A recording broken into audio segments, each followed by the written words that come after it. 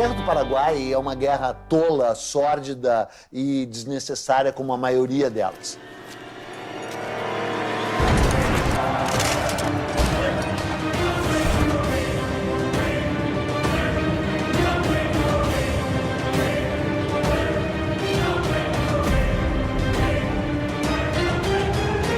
Uma guerra, a primeira vítima é a verdade.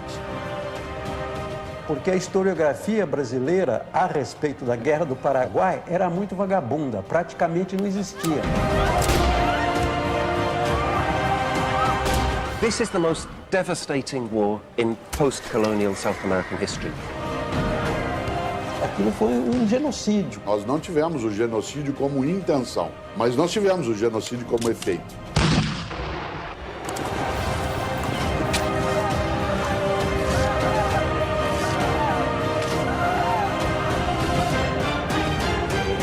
História é escolha.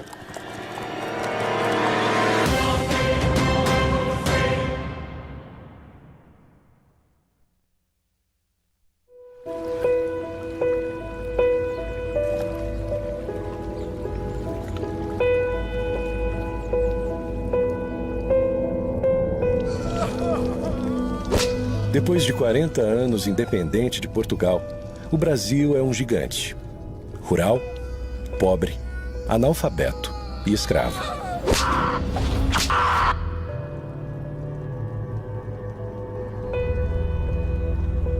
Um país escravocrata, um país selvagem, analfabeto, de hábitos toscos. O país tem escravos, tem muita aristocracia. Um país com uma dependência, uma pobreza muito forte, com condições de saúde pública inexistentes e sem escola. É que tem aquela tese de que o Brasil tem uma história mansa e pacífica, né? Que o Brasil é a terra do homem cordial.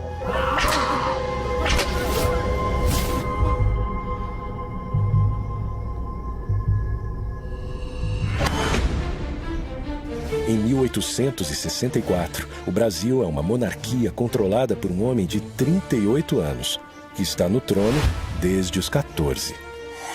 Dom Pedro II. Apresenta-se Dom Pedro como um homem muito culto, mas ele é um homem muito despreparado. Quer dizer, você vê que é um homem a quem falta polimento, né? A quem falta todas as normas de civilidade. É um caipirão brasileiro. Pedro é um homem que tinha ideais e projetos, mas de fato não tinha vocação de governo. O Brasil enfrenta uma grave crise econômica e o sul do país começa a trazer notícias preocupantes.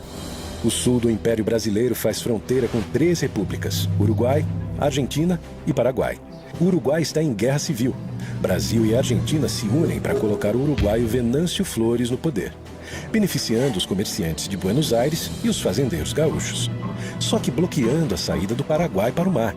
Dejaba prácticamente sin chances al Paraguay en el sentido de poder contactar con el mundo exterior, recibir aprovisionamiento, Which would simply straggle our exports. Com esse novo cenário, o Paraguai, para usar a Bacia do Prata, precisa negociar com as 2 maiores potências da região. Paraguay o estaba con Argentina contra Brasil o con Brasil en contra Argentina, pero nunca al mismo tiempo con las 2 potencias mayores de la región. O Paraguai é governado por um também jovem de 32 anos, Francisco Solano Lopes.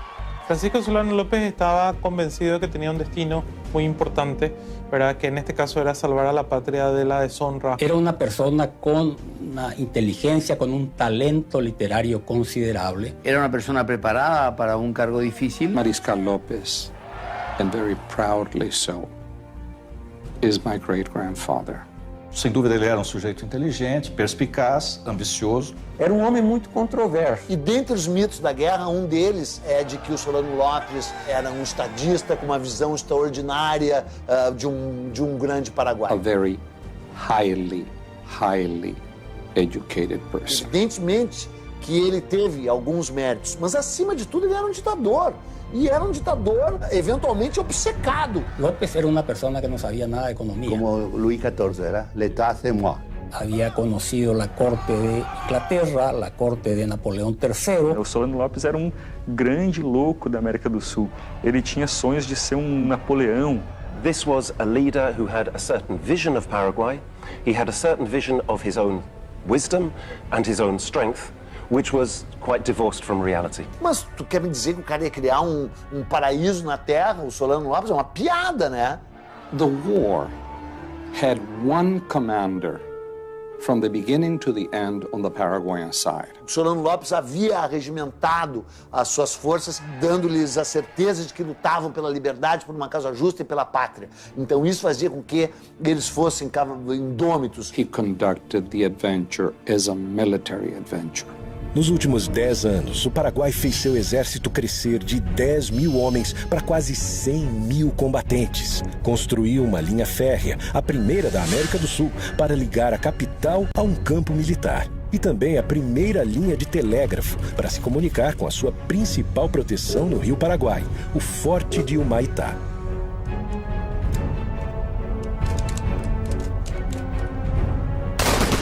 Porque tuvo todo el poder en sus manos y no midió exactamente sus limitaciones. Antes de atacar, Solano Lopes tenta conversar com o Brasil. He sends a letter off to Dom Pedro and asks Dom Pedro to honor his agreement. Mas Dom Pedro II não responde à carta que Solano Lopes envia. That is when Paraguay is forced to take action.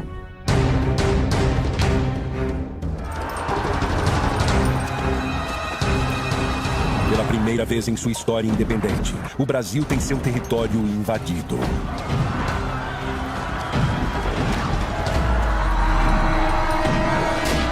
Através do Rio Paraguai, os soldados invadem Corumbá, no Mato Grosso.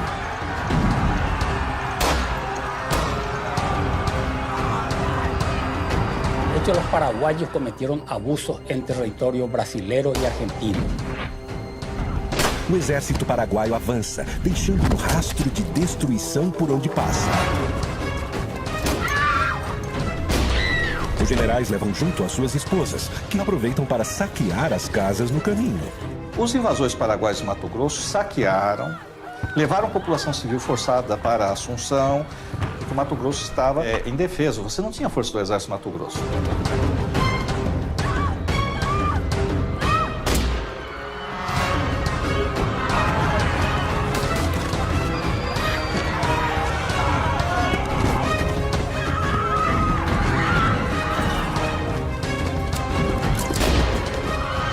Outra frente do exército chega ao Rio Grande do Sul e toda a cidade de Uruguaiana foge.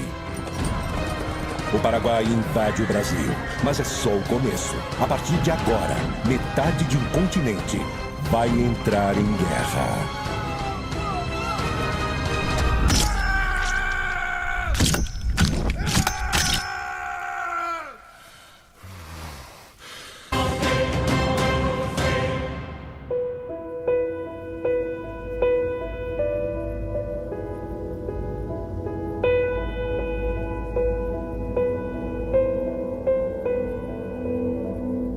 Pressionado pelas tensões políticas do Rio da Prata, Solano Lopes está em guerra com o Brasil. Em 12 de novembro, ele sequestrou o governador do Mato Grosso que passava pelo Rio Paraguai. E no final de dezembro, invadiu, saqueou e dominou cidades do Mato Grosso e do Rio Grande do Sul.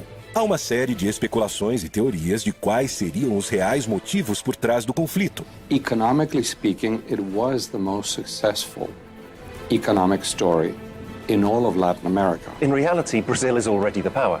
In terms of population, in terms of economy, in terms of resources, Brazil is the power. There was no balance of power. A mí me parece que Paraguay era un mal ejemplo y era un lugar donde no entraban. A história mais maluca de todas da Guerra do Paraguai é esse mito de que o Paraguai era uma potência em crescimento.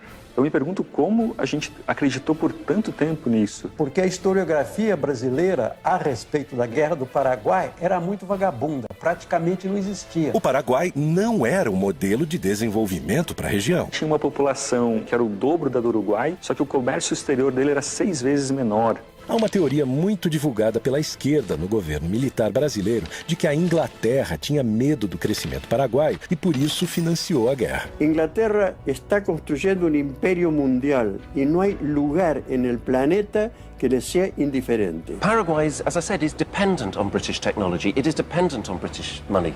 Paraguay had not shut out Britain. Porque Paraguay ha desarrollado una autonomía que el gran imperio británico no puede aceptar. Tenía rasgos de protocomunismo, ¿no? Porque, por ejemplo, distribuyeron tierras a todos los habitantes, casi de estalinismo del siglo XIX, digamos.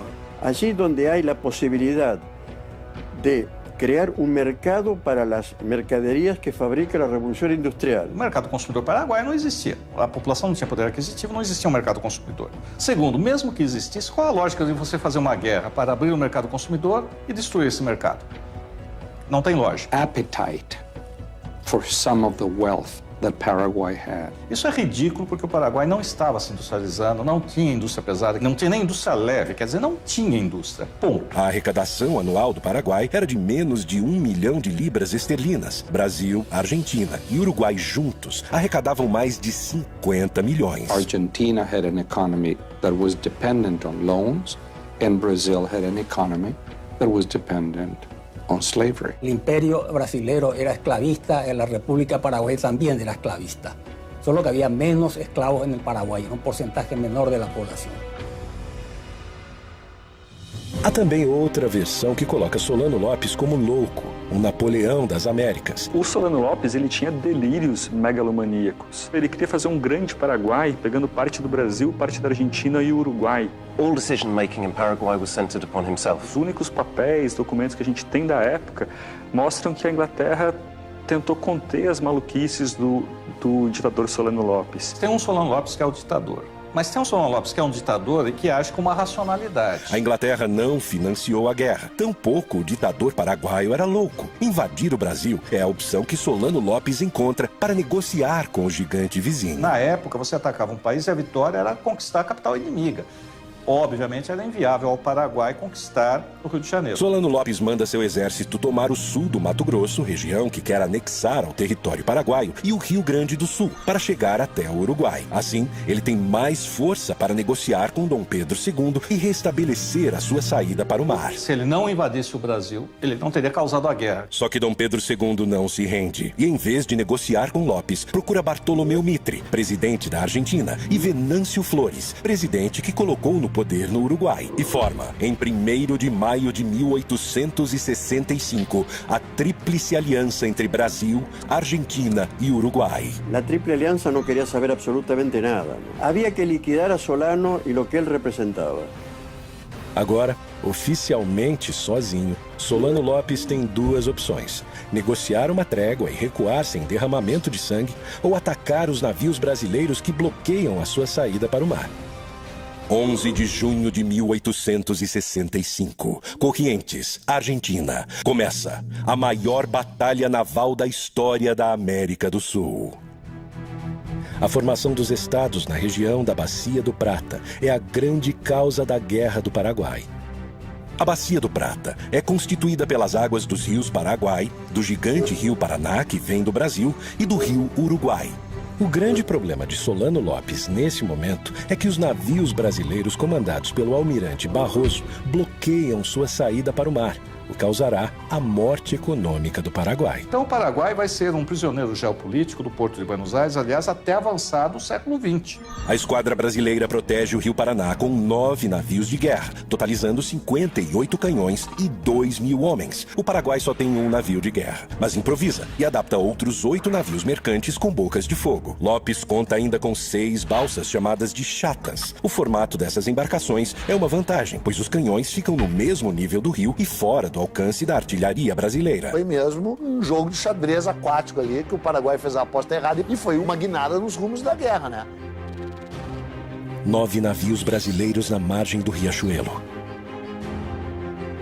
9 navios paraguaios se preparam para a emboscada. O Paraguai prepara canhões na margem do rio e a ordem de Solano Lopes é que seus soldados invadam os navios e capturem a esquadra brasileira para o Paraguai. O Paraguai tinha que acertar 100% e o Brasil errar 100%. Então os navios estavam imobilizados, não tinha como se mover, e boa parte da tripulação estava dormindo.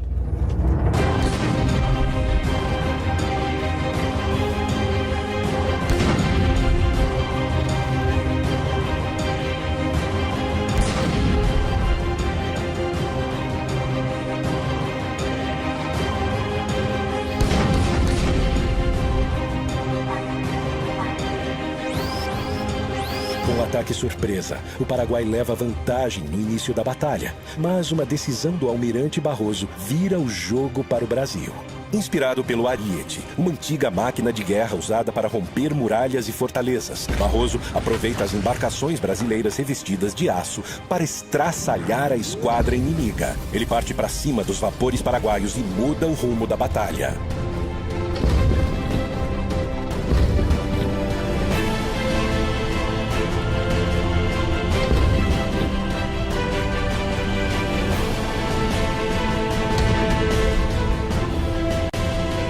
O Brasil vence e mantém o controle da Bacia do Prata.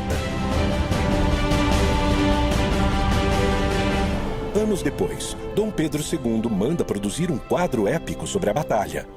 E embora o quadro seja maravilhoso, ele cheira mofo historiograficamente falando, né? Não foi assim que as coisas se passaram ali. Toda a história é fabricada. O Dom Pedro espertamente tentou fabricar a história brasileira, a sua versão oficial, que a gente continua acreditando até hoje, né? Saldo da Batalha do Riachuelo. O Paraguai tem 4 navios e 6 chatas afundadas e cerca de 300 mortos em combate. O Brasil tem 1 navio afundado e perde 100 homens. Os aliados mantêm o controle na Bacia do Prata e Solano está acuado em seu território. Solano começa a perder o controle da situação. A Tríplice Aliança se fortalece. O Paraguai invadiu e saqueou cidades brasileiras. E Dom Pedro II vai pessoalmente a Uruguaiana. Nadie, y mucho menos Pedro II, admitía de que la paz se hiciera sin una humillación afrentosa hacia López. Solano Lopes, que agiu traiçoeiramente, ainda vai ser premiado ficando no poder depois de tudo. Não há mais volta. Dom Pedro II quer vingança.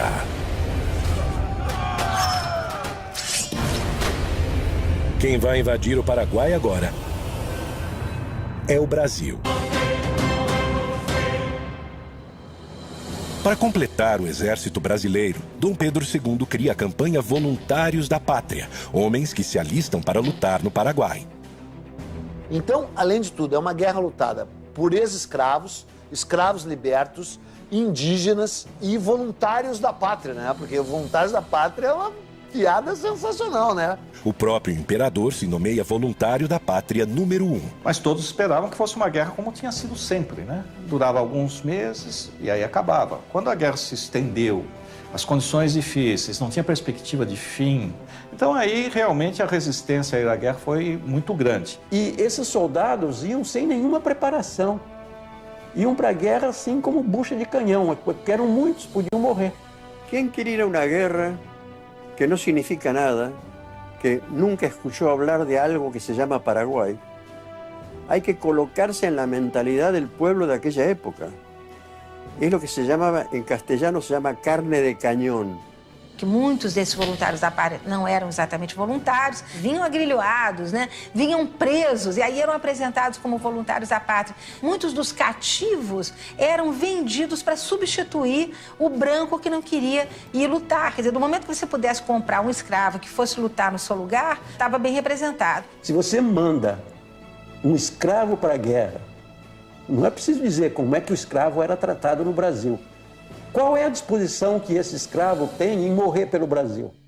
Na Argentina, um problema ainda mais grave. Os governantes de Buenos Aires ordenam a toda a população pobre que entre na guerra. En la resistencia del pueblo argentino a ir a la guerra del Paraguay, murió más gente aquí adentro que en el frente de batalla. A população das províncias mais afastadas se nega a ir lutar em nome do povo argentino.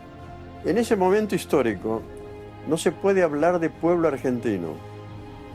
Se puede hablar de diferentes identidades regionales, sanjuaninos, mendocinos, entrerrianos, etc. Porque no existe la conciencia nacional. De hecho, muchos hijos de hombres notables y de la burguesía se enrolaron. El hijo de Sarmiento, que era el vicepresidente, se enroló a los 21 años, murió en Curupaití. Sarmiento odiaba a los paraguayos y tuvo expresiones terribles, como exterminar ese pueblo. Creo que la guerra de la Triple Alianza no le hizo ningún bien a la Argentina, que más bien la cargó de vergüenza.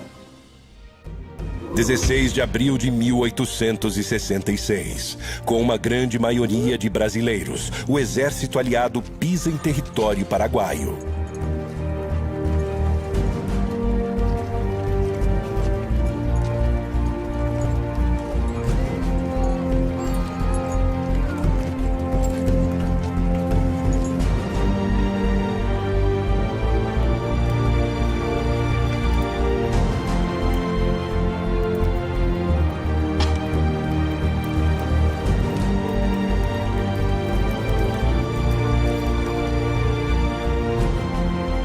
O Brasil, sem sofrer resistência, monta seu acampamento militar.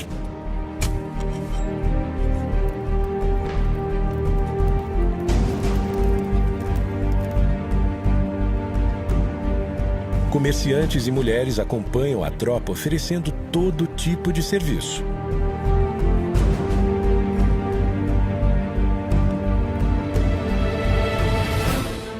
Mas o Paraguai não se rende e quer expulsar os invasores.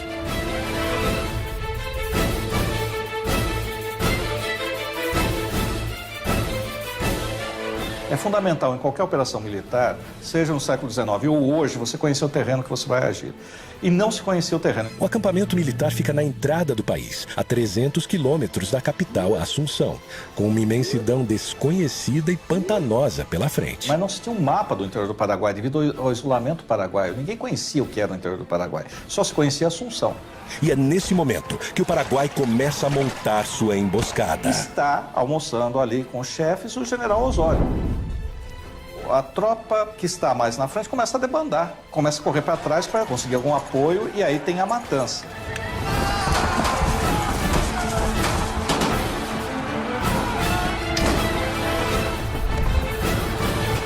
24 de maio de 1866. Os paraguaios invadem o acampamento brasileiro.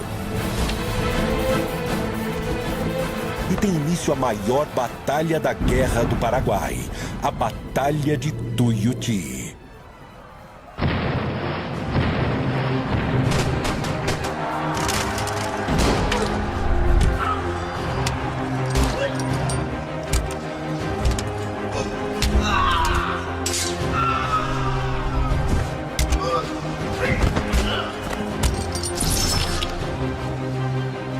Com o ataque surpresa, o Paraguai leva vantagem no início do confronto.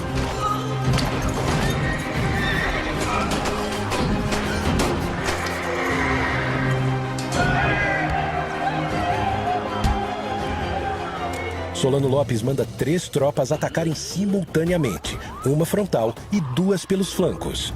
E o Osório, que tinha essa capacidade de liderança, era muito admirado pela tropa. Ele está sobre um cavalo em meio a nuvens de fumaça, em meio a barulho de explosões, a gritos, a gente morrendo. Ele consegue mobilizar, mandar um batalhão para cá, outro batalhão para lá, com a visão militar, ou seja, esse batalhão vai e vai ser sacrificado. Ou seja, quase todos vão morrer. Agora, por que esse batalhão vai? Porque confia nele, confia na liderança militar.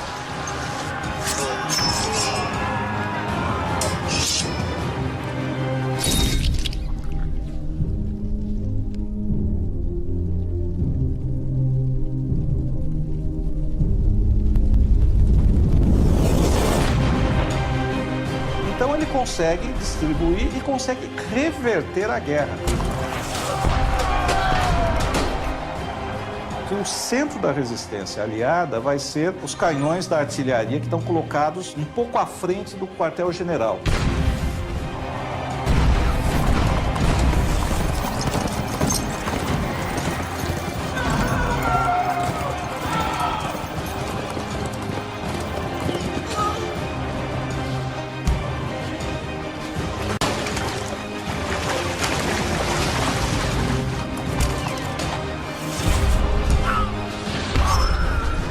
Lembrar que a guerra é uma coisa selvagem. O sujeito vai matar o outro, ele não está filosofando. Ele está com ódio.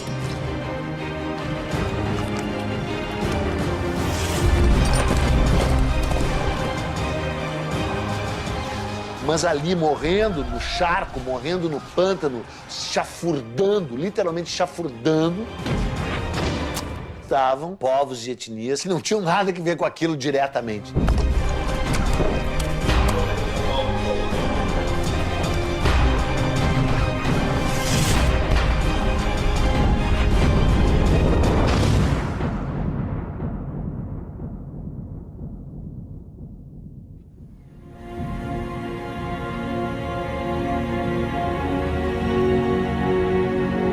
Como resultado da Batalha do Tuiuti, o Paraguai perde 13 mil homens, o melhor de seu exército. Os aliados, juntos, perderam 4 mil homens. Mas não há motivos para comemorar.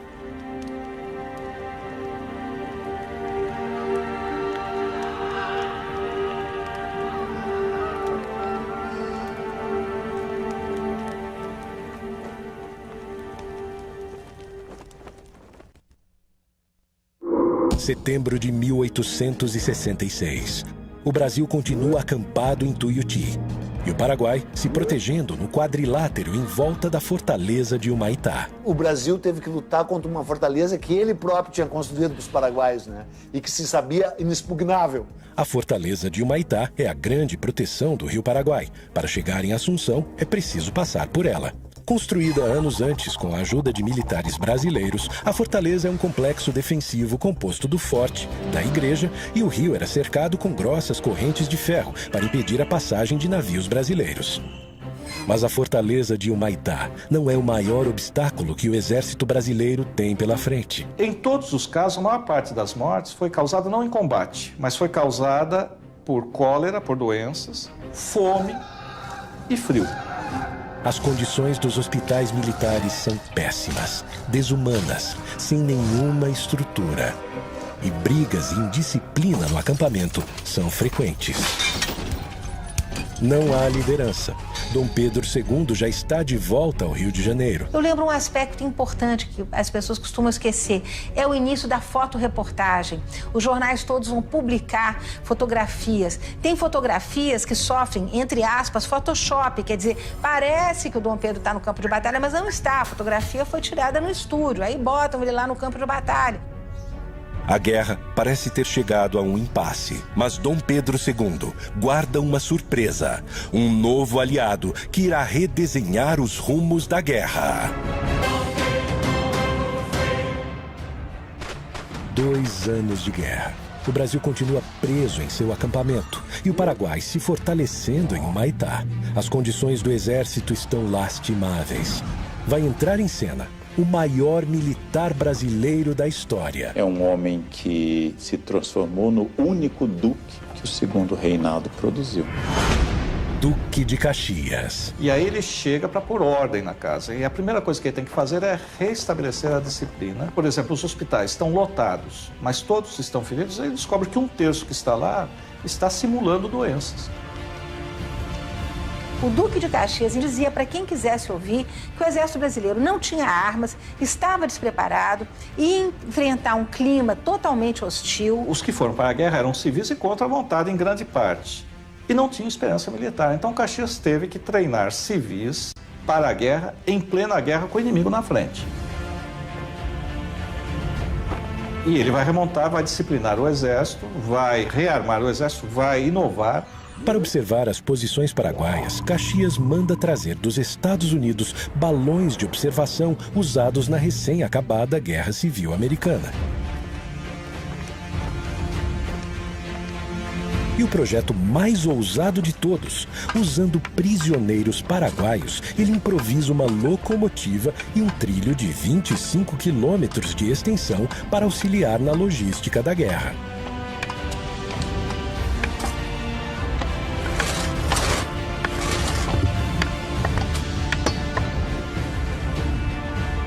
Vai começar a série de batalhas conhecida no Brasil como Dezembrada e no Paraguai como Dezembro Negro.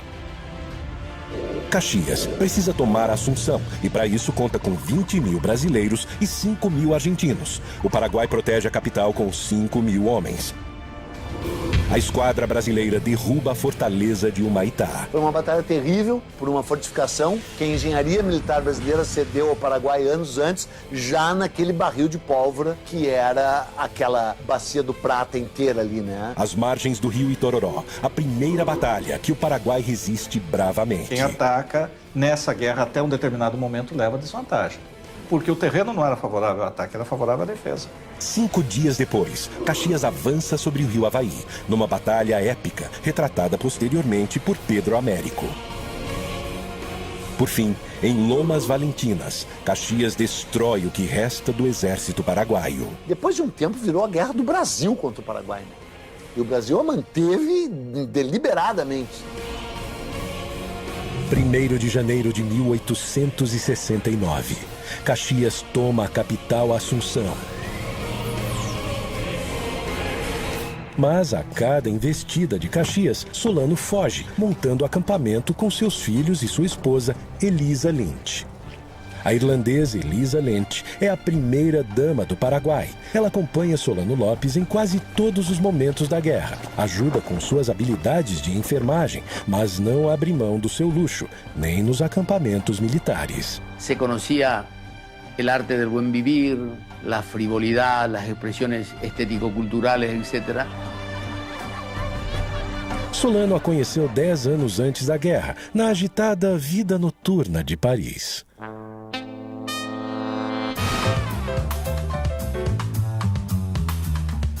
Solano Lopes era o jovem diplomático mais rico em Paris.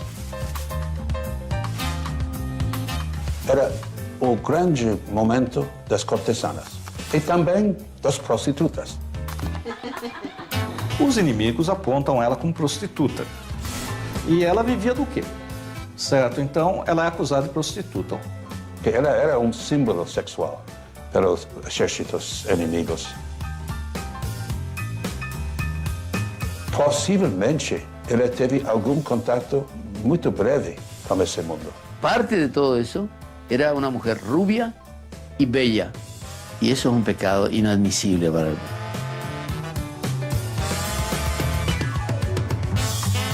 Até onde a gente sabe, Solano Lopes não teve uma relação de fidelidade com ela, não foi uma relação de monogamia. Num primeiro momento, talvez ela fique interessada por ele, pelo exotismo, mas num segundo momento eu acho que realmente ela se apaixona por ele e realmente é uma relação real, certo? Não é uma relação por interesses monetários, embora ela tenha saído rica dessa relação.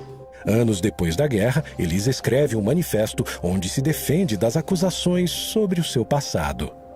Durante largo tempo, quedé en profundo silencio, aunque mi nombre ha sido explotado durante años por ciertas personas que me tenían como un prototipo de la prostitución y del escándalo, como si fuera una bestia humana que se complace e se deleita com o extermínio de uma sociedade. No mesmo manifesto, ela faz uma lista e reivindica a posse das terras que comprou enquanto primeira-dama. Só não explica com que dinheiro conseguiu comprar quase todo o Paraguai.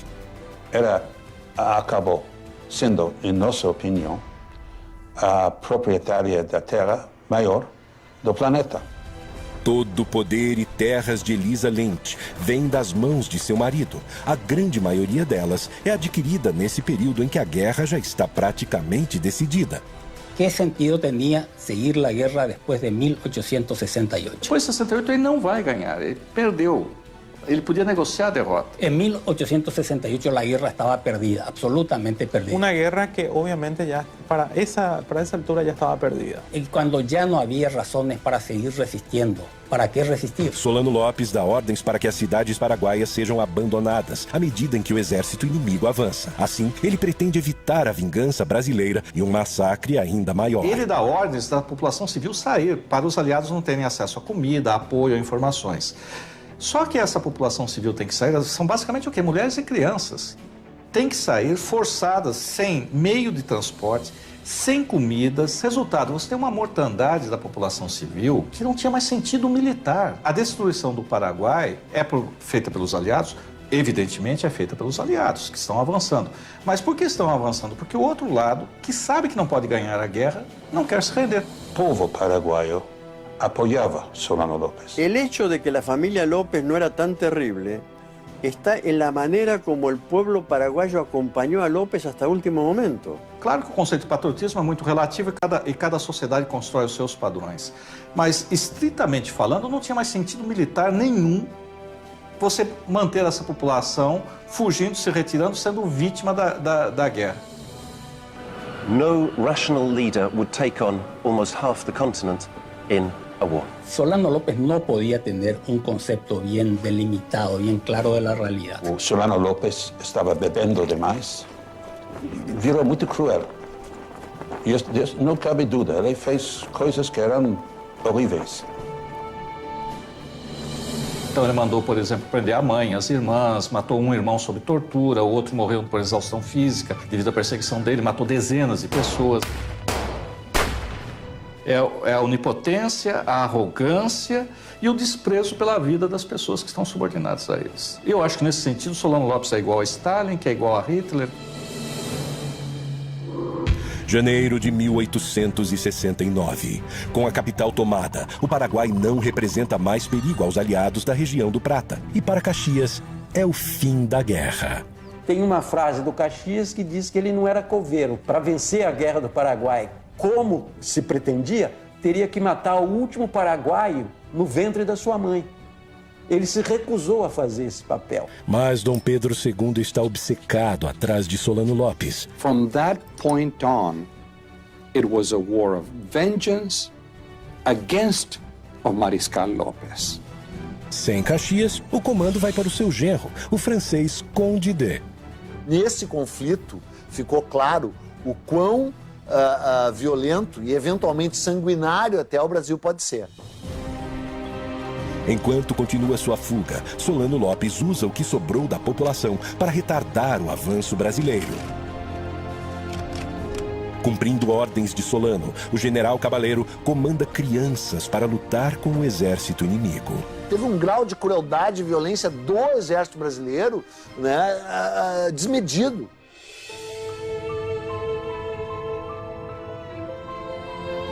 Y porque ella era la última reserva, no tenía más hombres. Paraguay no tenía hombres. Fanatismo de resistência paraguaio, né? Manda crianças para lutar contra o exército e de como esse exército aceita a luta e mata essas crianças. Dice que esos niños de Acostañú fueron el escudo para proteger a Solano López. Eso demoró el avance del ejército aliado. Y sí, fue eso. Cabaleiro prestava contas diretamente a Solano Lopes. As crianças, 12, 13, 14 anos, no meio do mato, estavam com barbas postiças para parecer adultos para amedrontar a tropa que vinha, que era uma tropa basicamente brasileira. Es una situación de locura generalizada, solo atribuible a este tipo de guerras, ¿no?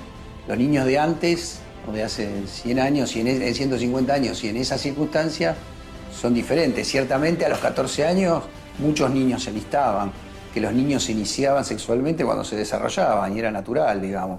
16 de agosto de 1869, a última grande batalha da Guerra do Paraguai. A Batalha de Acostañú. 4.000 homens do exército brasileiro massacraram cerca de 200 mulheres e crianças. Então, quando a tropa chega em cima, é uma tropa que está lutando há 4 anos e meio. Chega sobre essas pessoas, não dá tempo de saber se era criança ou não, e quando sabe que é criança, já está envolvido e aí é a matança. En la guerra se aplicó una crueldad inútil para niños indefensos y además de indefensos, absolutamente desnutridos, casi en estado de inanición. Quem envia crianças para uma guerra contra soldados profissionais, o que pode ocorrer? Agora, no momento em que ele está ali, ou a tropa de infantaria chega e olha e vê uma criança que não tem condições de erguer um rifle, também não deveria atirar. O Solano colocou crianças na linha de frente para retardar o avanço brasileiro. O Conde D avançou sobre crianças, matou mulheres, matou velhos. En realidad, los niños no fueron a la guerra vino hasta los niños.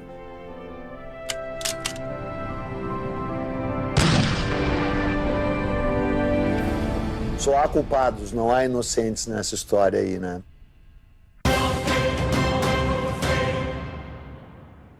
O Brasil queria garantir a sua navegação nos rios do Prata. E o Paraguai também. Essa região sempre foi uma região conflagrada. O Solano Lopes desempenhou o papel do fósforo aceso no barril de pólvora. Solano Lopes invadiu e saqueou cidades brasileiras. Dom Pedro II quis se vingar. Dom Pedro, como se dizia na época, era uma luva de veludo escondendo uma mão de ferro. Batalhas nos rios, no pântano, contra todo tipo de adversário. E agora, o Paraguai está devastado. En una matanza absolutamente inútil que diezmou al pueblo paraguayo absolutamente. Os números mais fiéis indicam que o Paraguai tinha uma população em torno de 500 mil pessoas antes da guerra. Doenças e combates foram responsáveis por mais de 300 mil mortes, 60% da população. Do lado brasileiro, com uma população de 9 milhões de pessoas, morreram cerca de 75 mil brasileiros, menos de 1% da população. Toda a força dos países aliados destruiu o pouco que esse país agrário tinha. O nosso exército cometeu aquilo que eu chamei de genocídio. Tecnicamente pode até não ser, mas na prática, no sentimento que a gente tem e nos números da mortandade provocada, aquilo foi um genocídio. Olha, genocídio é forte demais, né? Embora se assemelhe a isso, né? Genocídio é uma coisa. Massacre é outra. Fue realmente una catástrofe demográfica. Estamos hablando de 300.000 personas, ¿verdad? 3 de cada 5 paraguayos murió a lo largo de 6 anos. Quer dizer, o Paraguai é o maior perdedor, sem dúvida nenhuma. História é escolha. Chamar de genocídio dependerá do momento. Usá-lo com propriedade, no meu entender, em relação à Guerra do Paraguai, de onde foi a intenção, jamais. Onde nós chegamos, sem dúvida. Para a conquista ser completa, Dom Pedro II ainda precisa encontrar Solano Lopes. Mas sua busca está próxima do fim. 1º de março de 1870. Acampamento de Cerro Corá, norte do Paraguai. Porque a ordem que o imperador tinha dado e o objetivo da guerra não era matar Solano Lopes, era retirá-lo do poder. In a very macabre scenario on the battlefield of Cerro Corá. É um caos ali, fogo, fumaça, gritos, é tudo muito rápido. Ele tenta fugir a cavalo. E o Chico Diabo, né, o nosso cabo, lançou. O cabo Francisco Lacerda fere a virilha de Solano Lopes e um tiro brasileiro mata o seu filho, Pantito Lopes. Elisa Lynch se enrola em uma bandeira britânica e consegue sobreviver. Foi fácil identificá-lo porque ele era o único gordo. São os últimos momentos de Solano Lopes. E aí, segundo a descrição do general Câmara, Solano Lopes está no riacho, ele dá ordem para que ele se renda. Solano Lopes pega a espada e diz que não se entrega e morre com a sua pátria.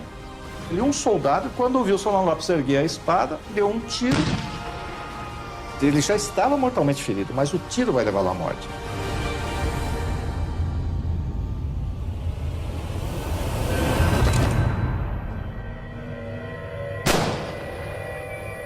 Um verdadeiro patriota leva a sua pátria ao fim.